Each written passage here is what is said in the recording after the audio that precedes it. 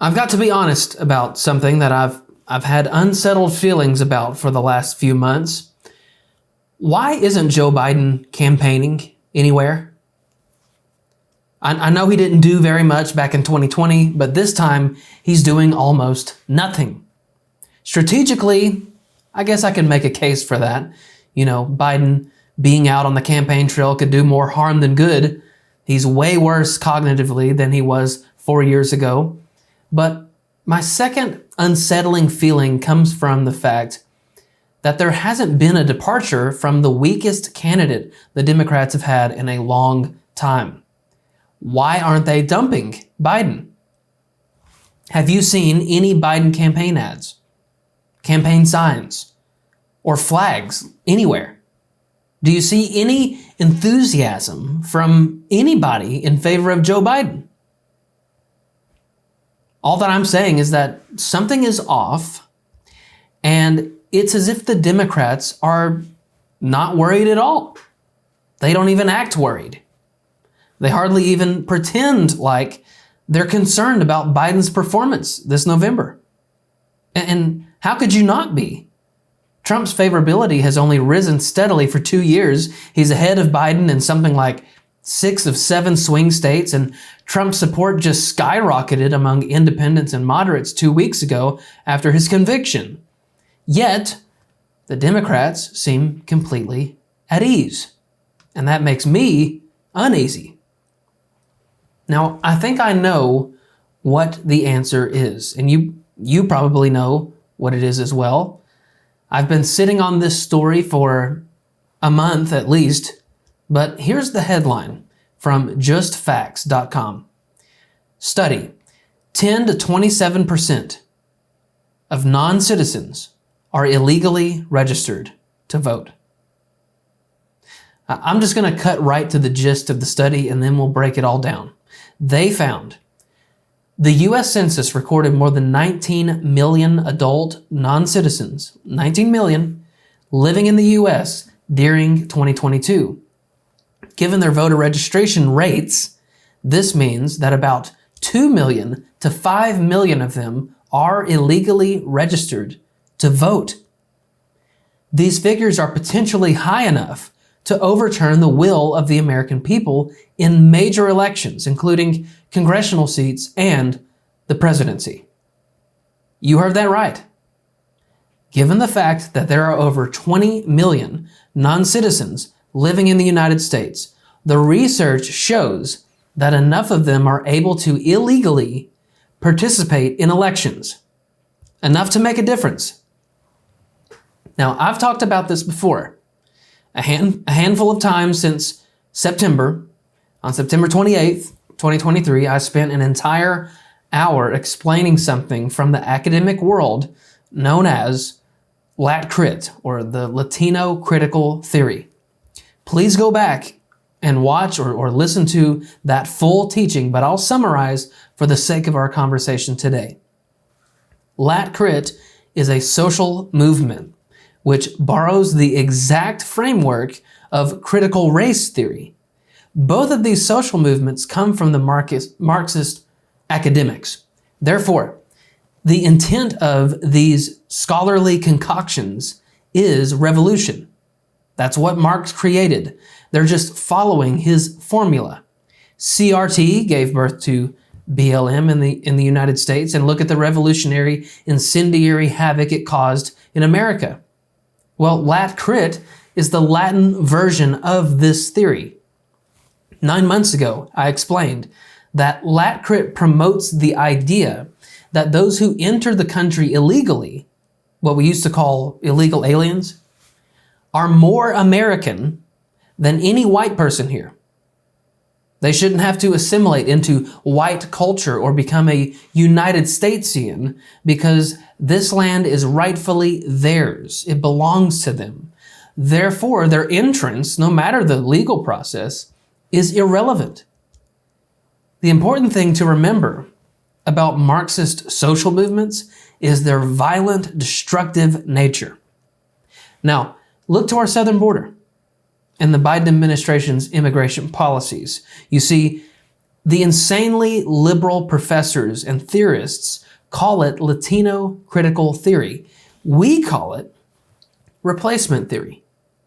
That's just the designation, that it's the conservative explanation of the divisive and destructive ideology that liberals have espoused. It's their creation.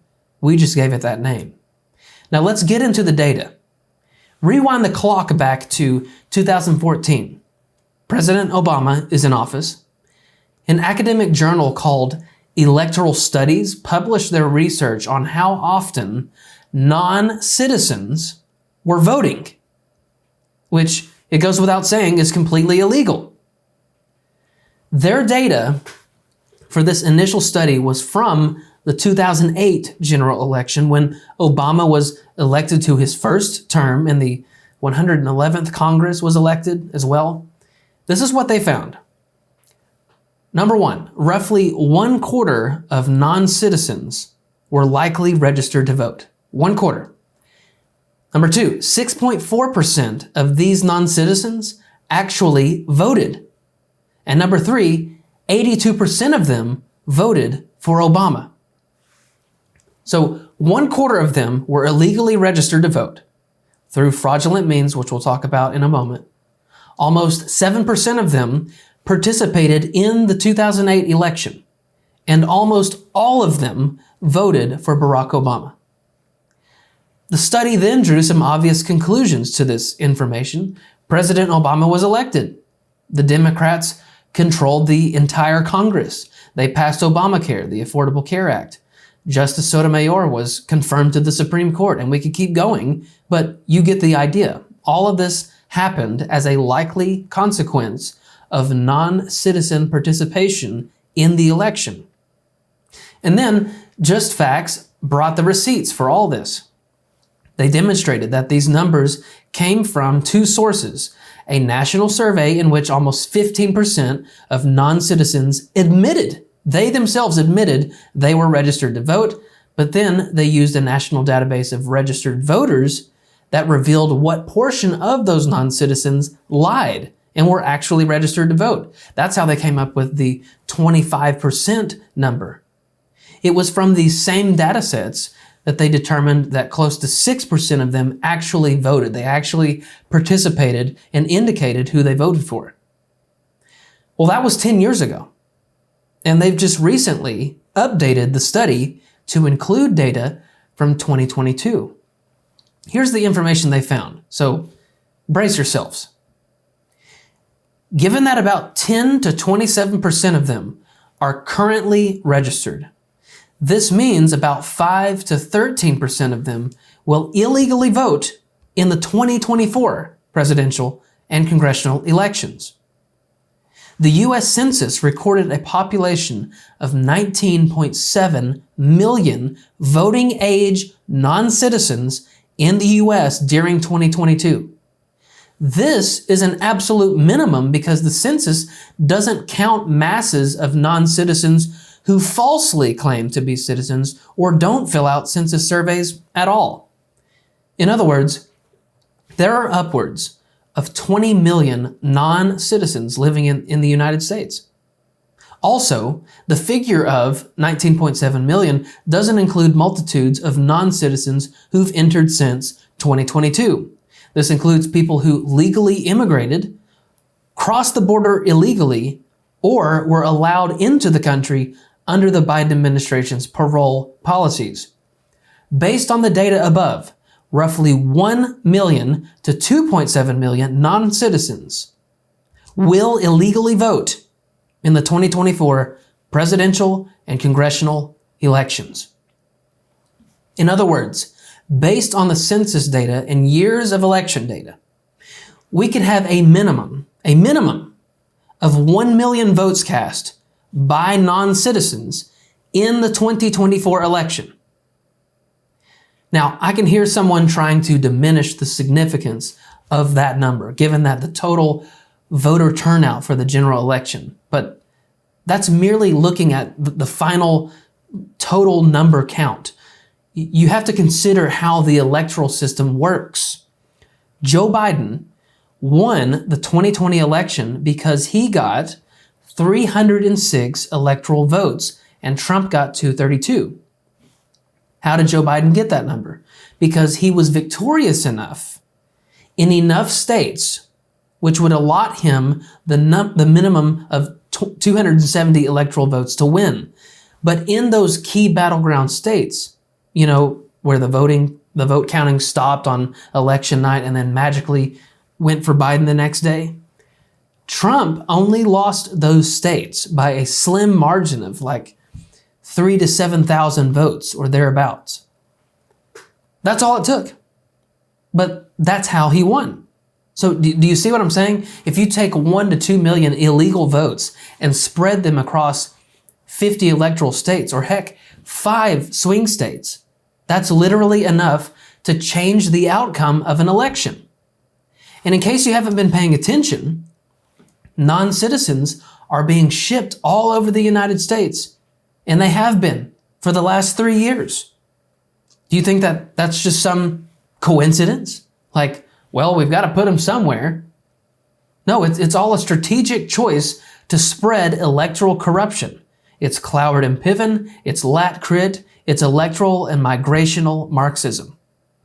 All this to say, I'm afraid the Democrats are sitting back with their feet up, coasting into election season because this was their plan all along. Electorally replace the American people to preserve political power. That's the only feasible path to the destruction of America and the road to globalism.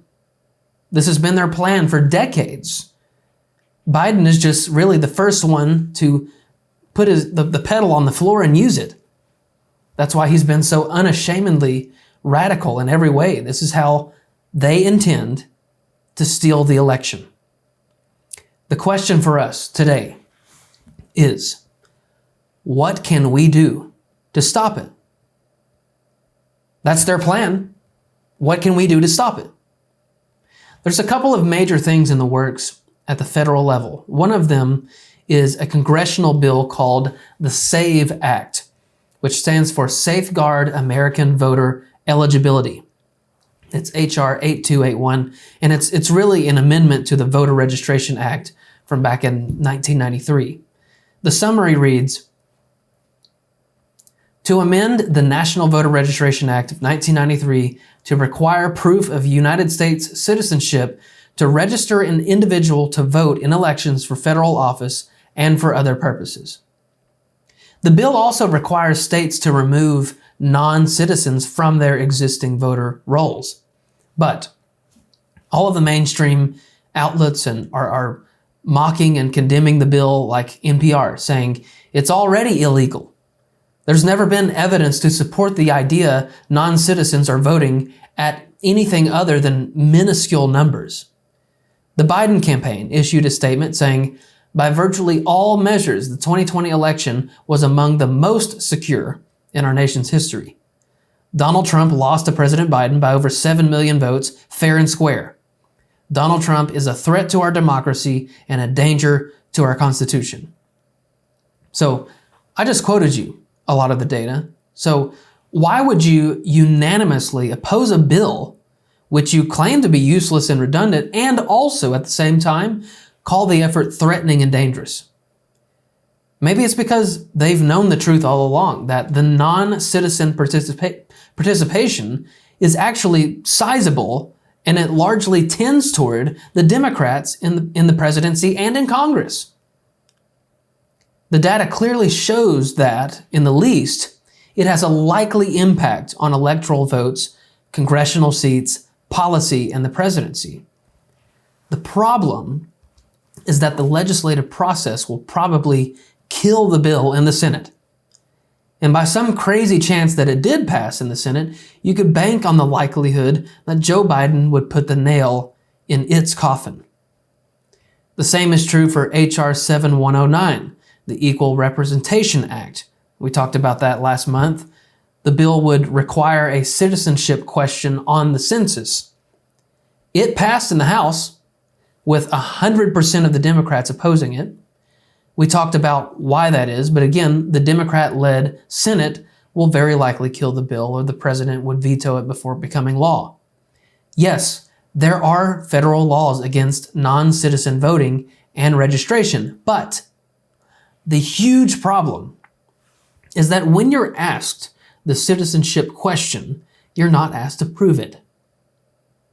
Just Facts reported, several states, including Arizona and Georgia, tried to require people who register with the federal form to provide documentary evidence of citizenship, but they were blocked by court rulings supported by the Obama administration.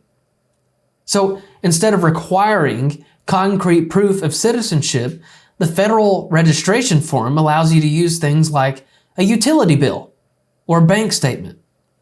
Then, as you get into the state distinctions, when you're asked to provide the last 4 digits of your social security number or a valid driver's license number, most of the states give the option of leaving the box empty or selecting none if you don't have either of those identifications. In New Jersey, for example, if you don't have a driver's license or social security number, you can use a store membership ID, a student ID, a rent receipt, or government check to register. Back in 2016, there's an actress, Gina Rodriguez. She's a television actress. She asked the outgoing President Obama if Dreamers and non-citizens would be deported if they voted in the election. Here's what Obama said. Many of the millennials, dreamers, undocumented citizens, and I call them citizens because they contribute to this country, are fearful of voting. So if I vote, will immigration know where I live? Will they come for my family and deport us? Not true. Okay. And the reason is, first of all, when you vote, you are a citizen yourself, and there is not a situation where the voting rolls somehow are transferred over and people start investigating, etc. The sanctity of the vote is strictly confidential in terms of who you voted for. If you have a family member who maybe is undocumented, then you have an even greater reason to vote. This has been a huge fear presented, especially during this election. And the reason that fear is promoted is because they don't want people voting. People are discouraged from voting, and part of what is important for Latino citizens is to make your voice heard, because you're not just speaking for yourself, you're speaking for family members, friends, classmates of yours in school, your entire community, who may not have a voice, who can't legally vote. What's funny about that clip is that Trump became the president, and 2 years later in 2018, in exchange for funding the border wall and more border security and more immigration enforcement, Trump offered the Democrats amnesty to 1.8 million dreamers. Do you remember that? And they wouldn't take the deal. They showed us back then that, number one, they don't care about non-citizens becoming legal citizens, and number two, that they don't want border security. All of this shows you that there are several loopholes at both the federal and state registration levels, and although Republicans are trying to do something to stop it, the Democrats control the Senate and the White House. So there's effectively nothing that they can do. Even if the federal government passed all sorts of bills and protections, our next problem is identity fraud. The chief actuary of the Social Security Administration estimated over a decade ago that almost 1 million illegal immigrants worked in 2010 by using fraudulent birth certificates, and another 1.8 million from using Social Security numbers that didn't match their names. In 2002, an investigation by the U.S. Government Accountability Office found that the use of fraudulent documents by non-citizens is extensive, quote, extensive. In 1998, immigration officials in Los Angeles seized almost 2 million counterfeit documents, which included fraudulent permanent resident cards and Social Security cards, which they said were headed for distribution points around the country. In 2005, the New York Times, of all news outlets, reported the following. Currently available for about $150 on street corners in just about any immigrant neighborhood in California, a typical fake ID package includes a green card and a Social Security card. In 2017, California State Senate leader Kevin De Leon, a Democrat, said the following. Also agree. I think Mr. Stone and Mr. Anderson will also agree. Everyone on this committee will agree that immigrants who come to this country, the vast majority, irrespective of their legal status, are very hardworking, law-abiding residents who pay their taxes every year. And the reality is, with the executive order and the criteria that has been developed, any individual, I can tell you half of my family would be eligible for deportation under the executive order. Because if they got a false social security card, if they got a false identification, if they got a false driver's license prior to us passing AB 60, if they got a false green card, and anyone who has family members, who are undocumented knows that almost entirely everybody has secured some sort of false identification. That's what you need to survive, to work. They are eligible for massive deportation. Almost everybody has secured some sort of false identification. Now, let me give you one more piece of evidence, which is from just a couple months ago, the spring of 2024. This is a leaked memo from an NGO in Mexico. The group is called Resource Center Matamoros, a non-government organization in the Mexican border city of Matamoros. They're right on the border of Brownsville, Texas, which is the southernmost tip of Texas. What does this organization do? Well, I'll read their own words. This is a posted flyer or memo on site in Matamoros. It reads, "Welcome, immigrants. The Resource Center is a complex of 6 offices that is home to HIAS, which provides legal assistance and assistance in obtaining formal documents for job search and integration into the city of Matamoros while they wait to access the asylum process in the U.S. We support the legal team by all possible means, including going to the camp to deliver documentation or gather people for consultations before their hearings. Remember to vote for President Biden when you're in the United States. We need another 4 years of his term to stay open." In other words, this is an NGO which helps get migrants across the border. Oh yeah, and they also urge all the migrants to vote for Joe Biden under threat of Trump closure. Now, the RCM memo mentioned another organization, which they basically serve as a front for, HIAS, or the Hebrew Immigrant Aid Society, an American nonprofit organization that provides humanitarian aid and assistance to refugees. Listen, we're not going to go too far down this sinister black hole, but Secretary Mayorkas, Alejandro Mayorkas, is a former board member of HIAS, meaning that he has direct ties to the RCM, the NGO in Mexico, and worse, George Soros, the financial villain at the center of all our political problems. His Open Society Foundation has given numerous grants to HIAS. I know. I'm sure your jaw was as agape as mine was. Follow the rabbit trail. George Soros to the Hebrew Immigrant Aid Society, to Alejandro Mayorkas, to the Resource Center in Matamoros, to who knows how many illegal migrants are being told to vote for President Biden when you're in the United States. So now what? Well, because of federalism and the framers writing in Article 1, Section 4 of the United States Constitution, individual states get to decide how to conduct elections. But that article articulates that Congress can at any time, by law, make or alter such regulations. So, I only see a few things that we can do. Okay, here we go. First of all, states can pass their own laws to protect voter registration and voter validation apart from the federal government. That's what the founding fathers wanted. So contact your governor's office today. Contact your local county election commissions. Ask them if they will require actual proof of citizenship and what verification they do have as to the validity of the documents presented. There are certain states where this is extra critical. I'm talking to all of you in Georgia, in North Carolina, Pennsylvania and Arizona, Nevada, Wisconsin and Michigan. All of you need to be calling and emailing and visiting your state and local representatives and officials. All of you in those 7 swing states account for 93 of the electoral votes this November.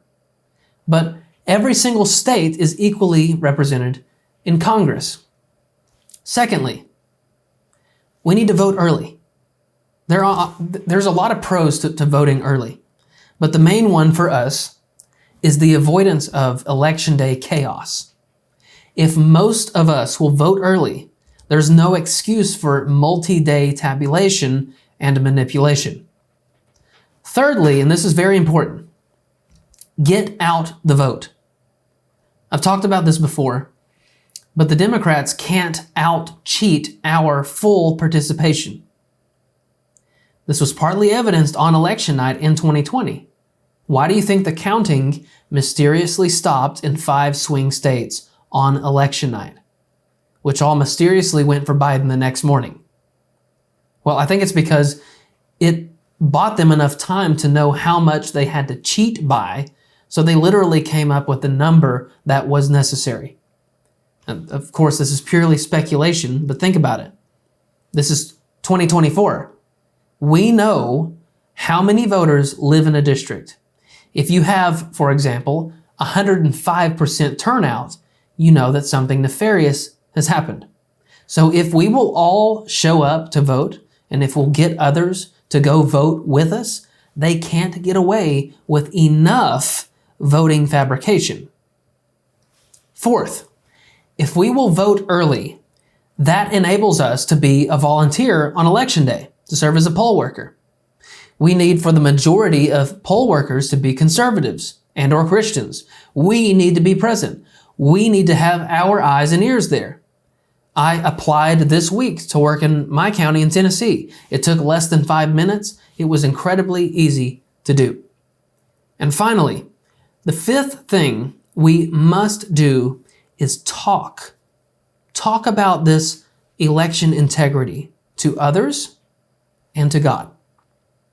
In other words, we need to share this information with our family, friends, co-workers, church families, and we need to pray. I've saved prayer for last because Christians most often use prayer as a cop-out for action. Now, God made you with hands and feet and a brain. Most of the time, God wants us to get up and do something, but the truth is that we have to have both. We have to pray and beg the Lord for help, but we also have to act. And talking is one of those things. Share this episode, text it to someone or show it to someone, and then talk about it afterwards. Now, I've saved a potential silver lining until the very end because this is all so uncertain and cloudy and murky, but I think that there is a slim chance that the replacement theory could backfire massively on the Democrats. The ideological leap between Obama and Biden is actually quite massive. The liberals have gone severely left since even the days of Obama and Clinton, Bill or Hillary. In other words, Joe Biden is radically more progressive, even compared to Obama. The Obama elections were where much of this data came from. Now, just hold on to that thought. Back in September, I said, we're talking about people, these immigrants, who have largely traveled from countries that have long suffered from socialistic or communistic tyranny. I have been there. I've been to these places. I've experienced these firsthand. These people, by and large, live in poverty because the governing authorities have been authoritarians, or worse, totalitarians, as in Cuba, for example, for decades and decades. There have been numerous generations of Latin Americans or Africans who have suffered under these systems. So There's no doubt that the move to the United States is favorable. It looks great because they know that America is the land of opportunity and the land of prosperity. But they surely have no idea how insanely liberal these Democrats are. Many of them are fleeing violence and oppression.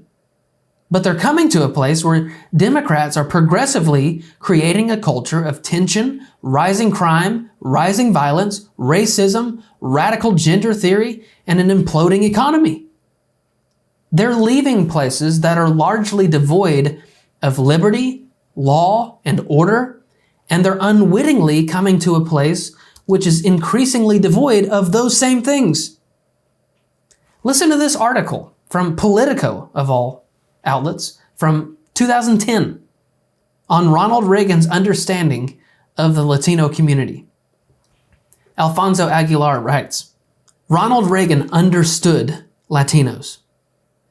They demonstrate the importance of real work, Reagan used to say, producing things of real value, building communities of shared values that enrich America and keep us strong and free.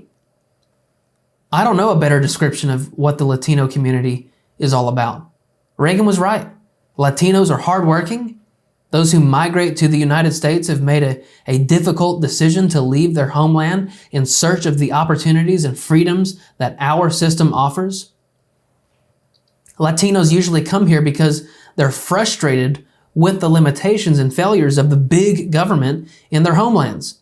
They're fed up with an intrusive state apparatus that breeds corruption and imposes heavy tax burdens in return for deficient state-run services. These immigrants don't come to America to seek more government, they want less. Reagan was also right about the values of the Latino community. Latinos, like so many others, are defined by faith and family. That's why a majority say abortion should be illegal and that marriage is between a man and a woman. When you think about it, Latinos' values sound like conservative values. Reagan realized this better than anyone. Hispanics are conservative, he liked to say. They just don't know it. All of this simple logic and understanding of geopolitics leads me to believe that this may backfire massively against the Democrats. I can, of course, be wrong, but we'll see as we move closer to November. I think it's safe to say that the future of our civilization is at stake right now, and it's not a stretch to suggest global stability is as well. We must be victorious in order to seriously fix these electoral problems and loopholes. This is their plan to steal an election, and now we have ours to stop the steal. Thanks for watching this clip. Listen, I want to make sure that you stay informed on the news and the biblical response to it, so do yourself and us a favor and hit the subscribe button before you go. And then we would love for you to check out WeTheFreeShow.com to grab yourself some merch to spread the word of We The Free. And we're also going to put a video we think you'll like on the screen. Now go be that salt and light, and we'll see you next time.